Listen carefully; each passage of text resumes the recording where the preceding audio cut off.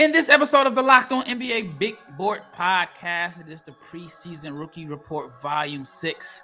We are going to cover the two Zachs. Zach Edey, who absolutely looked very dominant against the Indiana Pacers, and Zaccharie Risacher had another strong performance. We're also going to talk about Jaylen Wells, Buzelis, Jazian Gortman, McCain, and AJ Johnson going 2 for 15 from the floor. Stay tuned.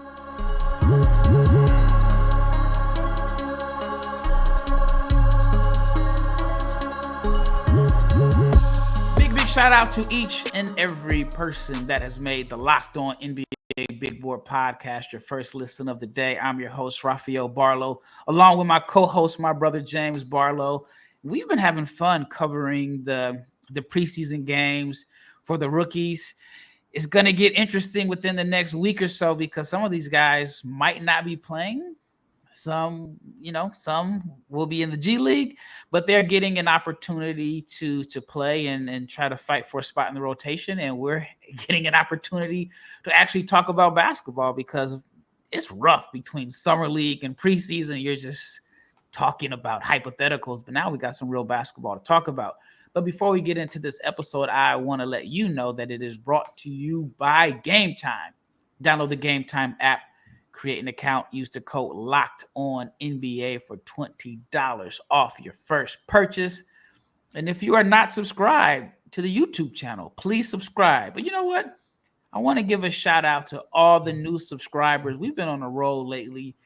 I think it's been like 78 new subscribers within the last couple of days. So shout out to all the new subscribers. And if you're not subscribed, please subscribe, like the channel, share the channel. Make sure you click the bell so you can be notified every time we drop because we are dropping content 5 days a week at the very minimum. And also leave your comments. Try to read a lot of them and try to reply to as many as I can. But, the comments are good. But anyway, we got to start off with Zach Edey. Hey, man, I felt like it was 1989 or 1995 watching the Grizzlies Pacers game yesterday. You just don't really see teams just featuring their big in the post like that. And one thing the Grizzlies did last night was feature Zach Edey in the post and on the block. I felt like it was a game of cat and mouse in a sense in the beginning with Edey and Miles Turner. What were your overall thoughts on that, James? Well, first things first, I always feel like if you are special on the block, they will feature you on the block. And it looks like Jahlil Okafor disagrees. He was special on the block, yes. What's my man's name? Dang, he plays for the Bulls now. No. No. He helped Team USA win the U19s. I can't. I'm slipping. Played for the Jazz last year. The Sixers. Well, Kenny Lofton like 6'6", man. Hey, he's special on. He is special. Block. If Kenny Lofton was 6'9", it'd be different. But I always say, if you're special on the block, they will feature you. Now you can say, well, Okafor was featured on the block. He averaged like 17 or 19 as a rookie. That was like one of the worst teams in the history of the NBA. Hey, listen, and they were like, if you play him 24 minutes, he's gonna get you 12 points. But I say that to say this: Zach Edey is special on the block, so he's gonna get featured. In my notes, I have he wore Miles down, man. There was one play where Miles, first of all, not only is he like just ramming you in the chest with his shoulder on back downs, but like he's pushing you out the way on offensive rebounds, on the screens.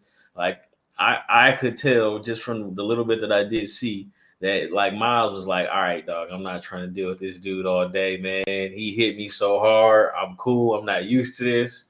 And like Edey is special on the block. I feel like he doesn't miss right hooks.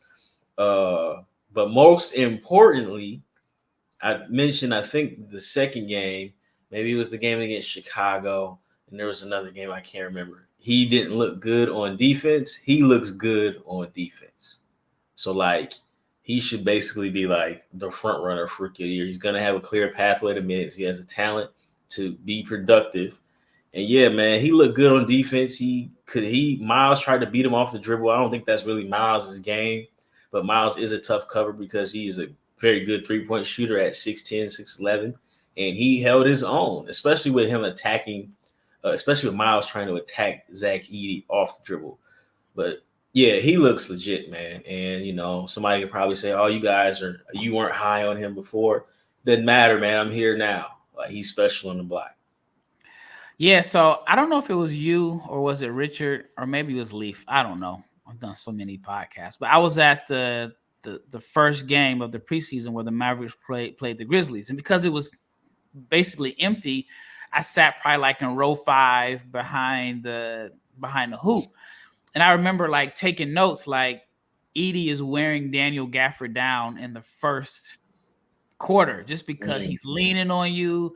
You're trying to box him out. You're literally fighting him on every single possession. And I was trying to see who was going to get worn down first. They both were worn down. And, maybe it was just the first preseason game. And, it's hard. Well, I shouldn't say hard. It's pretty impossible to simulate NBA action. Even if you practice or play pickup, it's just hard to simulate like real game action. But they both look pretty worn down. And I wanted to see, like, over the course of the preseason and even as we get into the regular season, Edey's conditioning and then how who's ever guarding him holds up, because that's a massive individual that you're trying to box out every play on the offensive glass and on the defensive glass. And then if he's getting the ball on the block, you got to fight to like get him out of position. So I had a lot of notes on Edey's performance. So like the first play where they gave him the ball, they allowed him to go 1-on-1, no dig, no help, and he got 3 dribbles. Like, how often do you see a big get 3 dribbles, no help? And that's kind of like the old school NBA. He missed a shot, but I felt like that kind of set the tone for how the rest of the night was going to go. And then there was one play where Isaiah Jackson was guarding him, and he looked like he was just fighting for his life. Yeah. I mean, it was like there's been times where I play like pickup basketball and I get switched on some muscle-bound dude that's like, he's probably like 6'4", but he's probably like 6'4", 230, and all he's doing is sticking his arm out, and I can't front him. And that's how Isaiah Jackson looked last night. It just looked like he was fighting for his life. And then one of the things I also noticed was that the chemistry between him and Jaylen Wells is already real strong. There's a play where I forgot who it was. Anyway, they left Jaylen Wells in the corner, left him open. Edey scored. And then I'm looking at it like, all right, it's kind of pick your poison at this point. You're always told never double off the corner, especially on the strong side. And the defender did. Edey still scored. And then Jaylen Wells shooting just kind of opens things up. There was another play where he got the ball outside the block. The Pacers, I think Jarris Walker kind of went to double, but then Jaylen Wells knows his spacing, spread the floor. Walker didn't want to leave Wells open. Edey got 4 dribbles on Isaiah Jackson. Stop him with 4 dribbles, man. But it was 4 dribbles to the middle, spun off him, 2-hand dunk. Then the defensive play you talked about, when Miles got the ball on like the right wing and he went at Edey, drove by him. And, I can't say I watch a lot of Pacers basketball, but having Miles Turner like play. That's what you want from Miles. Yeah, you'll take that. If but you're guarding him, yeah. Edey cut off his angle because Miles drove left. Edey cut off his angle, made him shoot like a reverse pivot shot. Then there was another play that I think is going to be interesting how they use him. It was like, it wasn't transition, but Edey trucked down the floor. They kind of slowed down. The other Grizzlies guys didn't like sprint the floor. They kind of slowed down, let him like seal on Miles, post up. It was like an early post up, turn around, bucket, no double. And, he's scoring off like, dump offs. It's going to be interesting. Like, I feel like Edey gives them a wild card in a sense on how they want to play. Do you want to play fast? Okay, all right. You know what? We can slow it down. Like, it gives the Grizzlies some options, man. I don't know about front runner for Rookie of the Year, but who's going to take it from him? Because we've mentioned who has a clear path to minutes and is ready to contribute right away. I mean, who else? It just depends on if you're going to value winning. I do think and they're going to win. I do think that the Wizards are going to give Sarr plenty of shots and plenty of opportunities. I saw the thing where he's like leading the preseason and like negative plus minus is like him, Jordan Poole, and Bronny. I do think the Wizards are going to give Sarr plenty of minutes and opportunities to score. If he's shooting a lot of threes, then I mean their percentage is going to be pretty nasty. Speaking of that, why was Zach Edey? Why are you shooting trailing threes? Hey man, listen, hold on. I'm gonna shoot him some bell. After I done beat y'all up for an entire 18 minutes, I might take a 3-pointer. Like just because y'all can't stop me, I'm cool with that one. It was after he got busy, he got to work, he left his imprints on the game. Those that against Charlotte when he was just shooting them, nah, we don't need that at all. And I know the Pacers was like, yes, go ahead, shoot those. All right, when we return, we're going to talk about another Zach, but Zaccharie Risacher, who had another strong performance for the Atlanta Hawks. But before we get into the second segment, let's talk about my favorite app when it comes to purchasing tickets, and that is Game Time. And Game Time has tickets, but it's not just for sporting events. It's for concerts, comedy, theater, and more. What I love about the Game Time app is that they have all-in pricing. All you have to do is toggle the feature on the app, and it will show you the total upfront with no surprise fees at checkout. You also get a panoramic view from your seat in the app before you buy, so you know exactly where you're sitting and what you'll be looking at. They have a lowest price guarantee. If you find something cheaper, Game Time will credit you 110% of the difference, and your purchase is covered with the most flexible customer service policy in the ticketing industry. So take the guesswork out of buying tickets with Game Time. Download the Game Time app, create an account, use the code LOCKEDONNBA. You can get $20 off your first purchase. Now, terms apply. Again, create an account, use the redeem code LOCKEDONNBA for $20 off. Download Game Time today.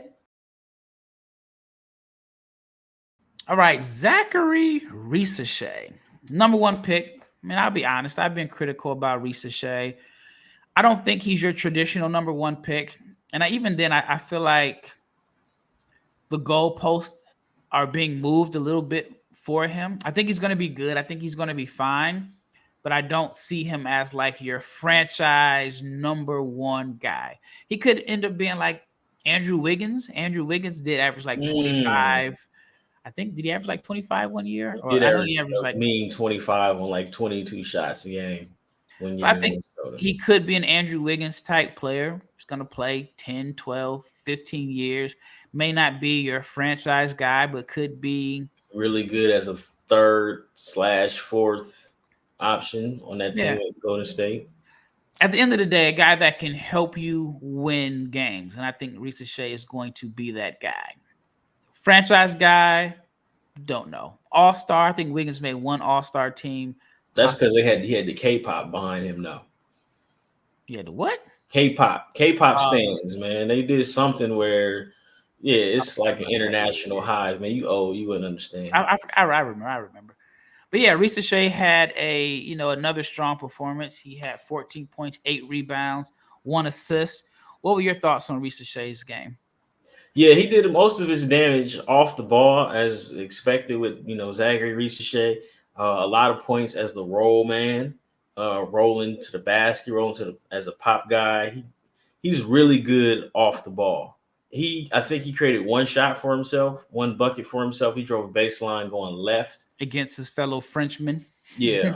But he has a knack for like being in the right spot, whether it be like spotting up, whether it be cutting to the basket. Like he does that really, really well. But again, is he creating for himself? Is he going to be a shot creator? Maybe that's just some American basketball tendencies that we expect from a number one pick. But like he's going to be good, and he's in a really good situation.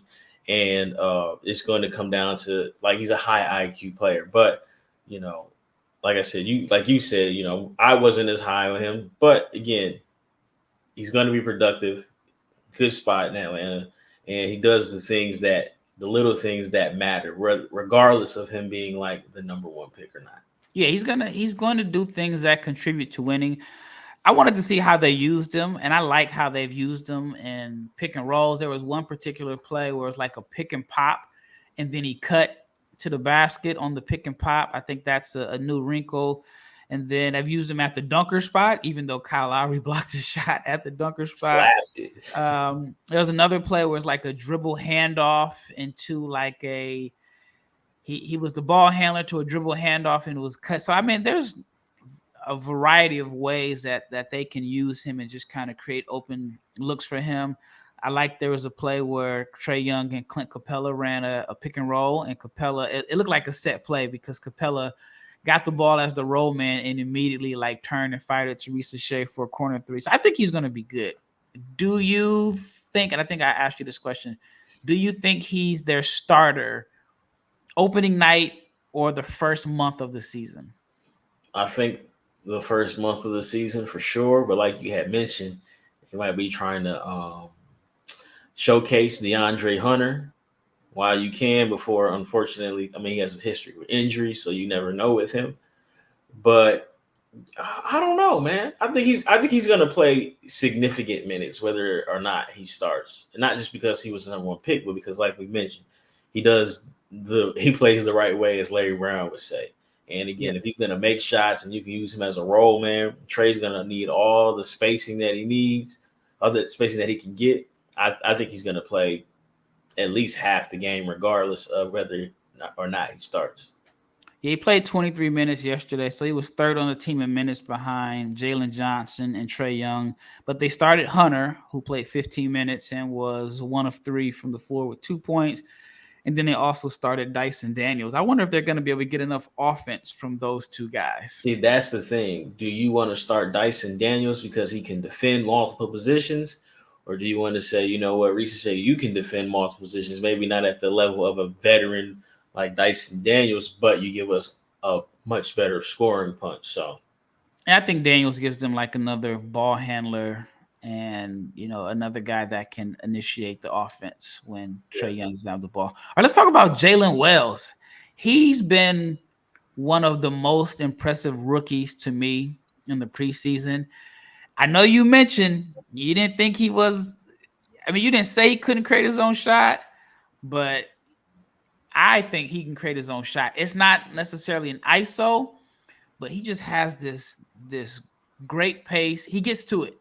It's either that's a good way to put it. He gets it's straight to the money. He's either going to shoot the catch and shoot three, as he confidently lets that fly, and if you close out, he has enough scoring instincts to just get buckets. Like there was one play where it was a closeout. He drove left, stopped on a dime, had like the change of direction behind the back dribble, jumped off 2 feet, floater.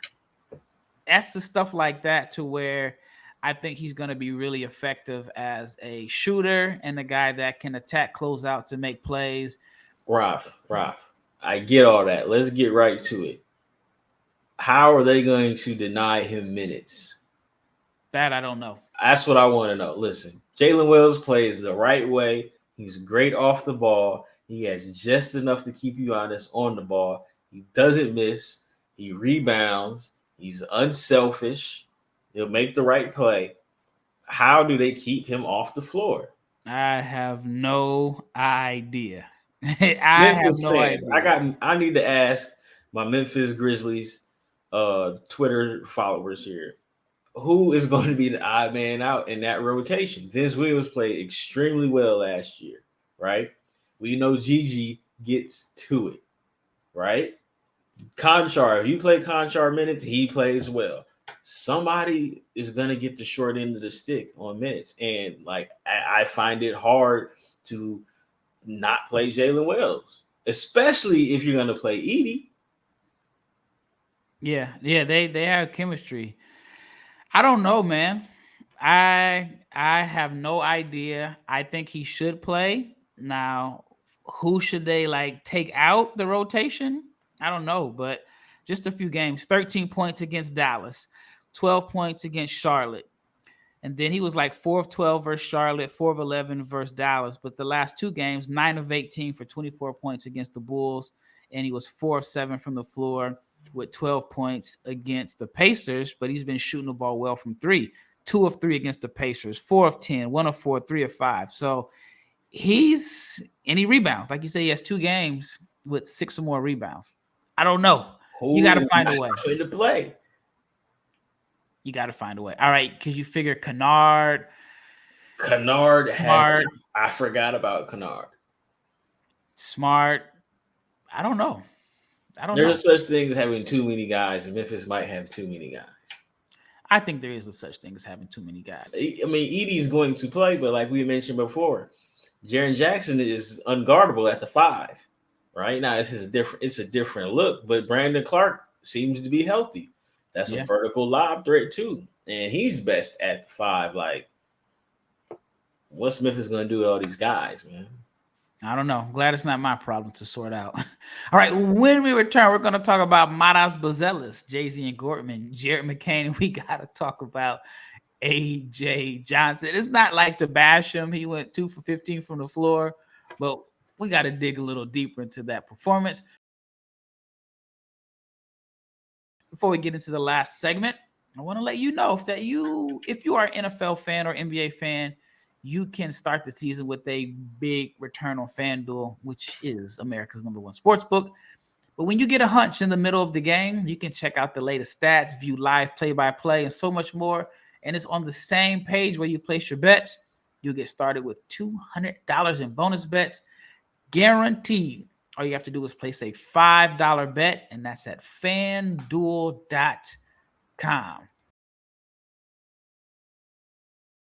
All right, let's go with Buzelis. Matas is tricky for me.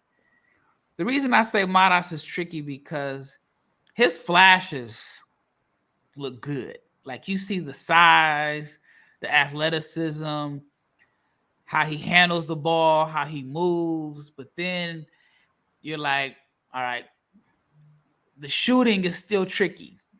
He was 3 of 9 from 3, so it was a good sign that he made 3 threes, but he shot 3 air balls. See, yeah, that's 3. Let me finish this one. Go ahead, first air ball, I'm going to give him a little pass because Kenny Lofton, you talk about a grenade or a bomb. For those that don't know what a bomb or a grenade is, it's when someone passes you the ball late in the shot clock and you have no choice but to put it up. Kenny Lofton went ISO at the top of the key.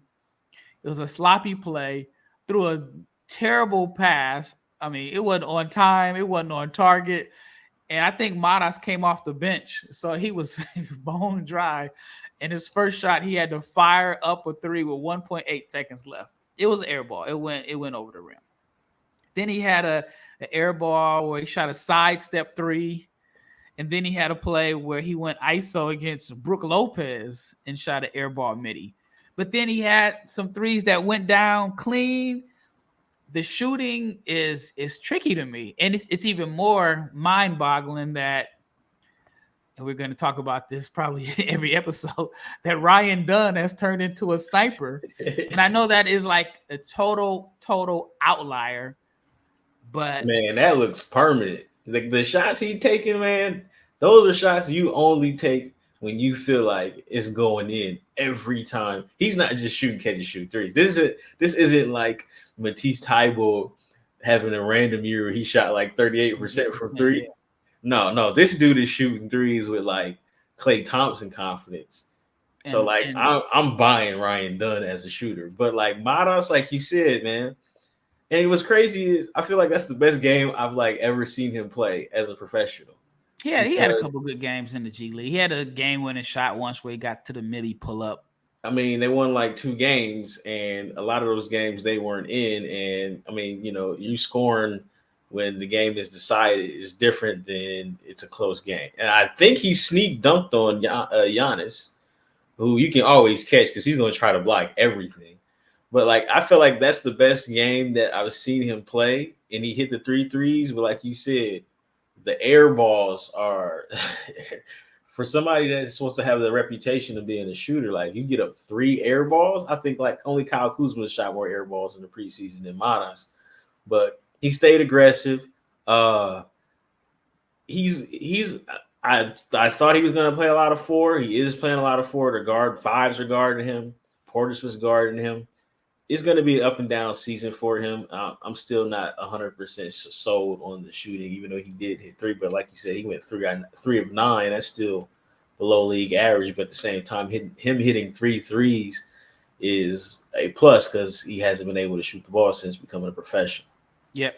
There's one play that really caught my attention. It's a minor play, but Matas is a player that I used to feel like he shied away from contact. But there was a play where he drove. It was like ran into Pat Connaughton. Ran right into Pat Connaughton. Like drove right at him, initiated the contact, and was able to make like a soft touch finish around the rim. So not a major play, but for me that stood out as he's not afraid to. I mean, he got dunks last year or whatever. But there were times in traffic where he just, and again, he was fresh out of high school playing against pros, but he's playing a little bit tougher this year, and I like that. Even the dunk, I don't know if it was Giannis, but the play where it was like semi-transition, somebody drove in the lane and kicked it out to him. He spotted up for 3, but he didn't settle for the 3, went to the lane and just showed his long strides and had just kind of like that sneaky 2-hand dunk.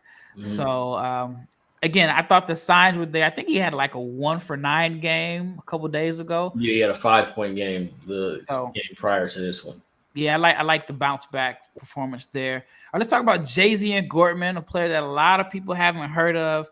And I was going through like my old tweets, and I had talked about him during the pre-draft process in 2023. And there was a scout that I spoke with that said that he had a lot of Dennis Schroeder in his game. And I think some of those, there's signs that comparison may not be far off base. He had 13 points against the Clippers. He got the start. He had 13 points, 2 rebounds, was making threes. I thought that. I can't get an assist from a point guard? Nah, he didn't have any assists. I felt like, well, I'll say this. Klay Thompson. I knew it was going to go there. And I'm not here to bash Klay. I'm not here to bash Klay at all. But Klay 0 for 9, right? Yeah, 0 for 9, 0 for 6 from 3. So, if Klay makes a couple of those shots, then, Gortman has some assists. But no, I thought Gortman played well.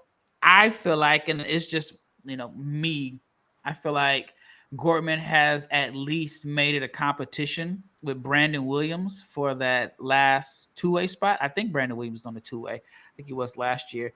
And Brandon Williams played 18 minutes. He had 9 points. He did have 2 assists, but he's 3 of 10 from the floor. Where Gortman was 5 of 11 from the floor, made 3 of 5 from 3. And so I think Gortman has definitely put himself in consideration for a 2-way. And if it's not with the Mavs, and I've been to 2 Mavs preseason games, and you see like scouts and executives from different teams at the games.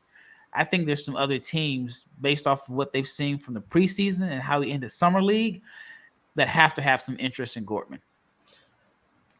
If I'm a free agent guard and I get to pick my destination, I'm trying to play in the preseason for a team. I'm following Luka, right? Because Luka's never going to play in the preseason because he plays all summer and they're going to try to rest him.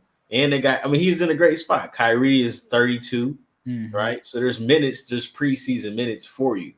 Like if I'm a free agent guard next year, I'm looking at that situation or another situation. Let's say Boston makes another deep run.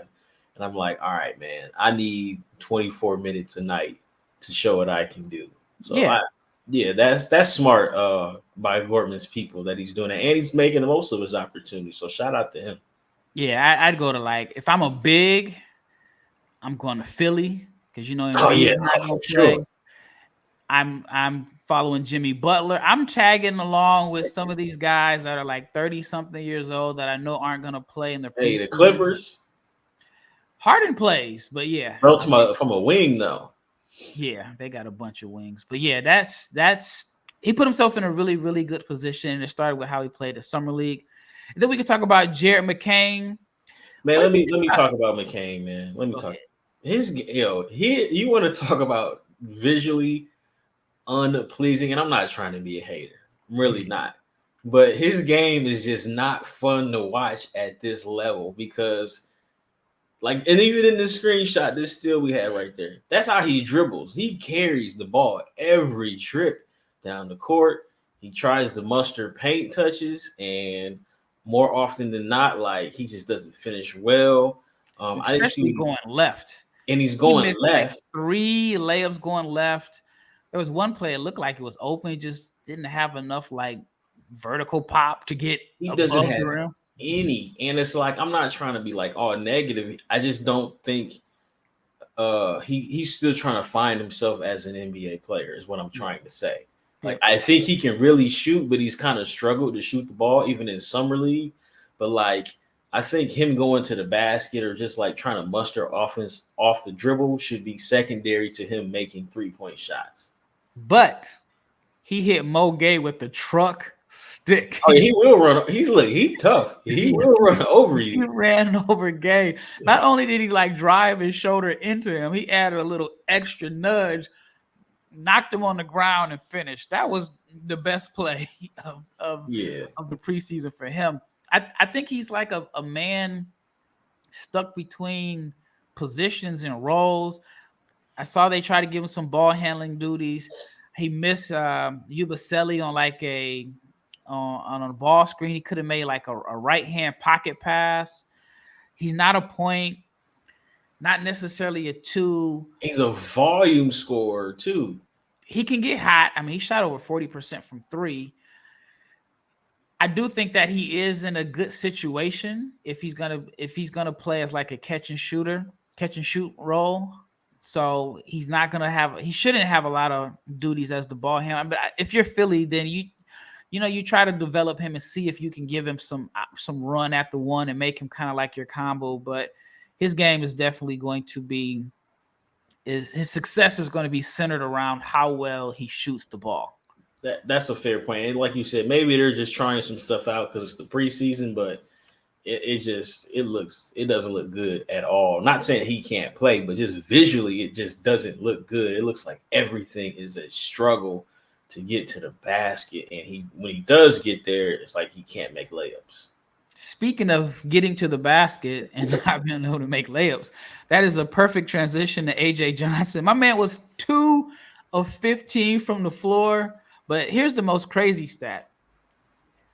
0 for 9 in the fourth quarter. Like, I'm watching the game, and he had some moments. I was actually shocked to see how many minutes he played with Giannis and Portis. Like, I saw that too. Like, Doc Rivers does not have a reputation for liking young players, especially like an extremely inexperienced young player like AJ Johnson. But Doc, I don't know if it's Doc or maybe it's the front office, but somebody likes AJ Johnson, and I think Doc just sits back and folds his arm and like, all right. I mean, obviously somebody likes him. They made him, a first round pick, despite not necessarily having the strongest statistical profile. But AJ Johnson, somebody likes him, and he has a lot of freedom. He's a guy that needs freedom. He needs a lot of freedom, but he played 21 minutes. He got up 15 shots in 21 minutes. He finished with 6 points and 4 assists and 3 rebounds. He was 0 of 5 from 3. He gets to the basket. He can get there. But if you're looking at the graphic, you look at that frame and you look at those arms, and it's going to be a struggle finishing in traffic because he's just very thin. And he's more, to me, like a volume scorer. He can make plays for guys, but he's more so of a volume scorer. So I wouldn't say like he's a guy that's going to come in and provide outside shooting immediately, but he needs to like balance it out. And it was an adventure for him getting to the rim. Or I shouldn't say getting to the rim. He got to the rim, but just finishing, you could just see he really struggled with contact. But my question for you is, we don't have to go too deep into this. Who's more confident? We'll end on this. AJ Johnson or T-John Salon?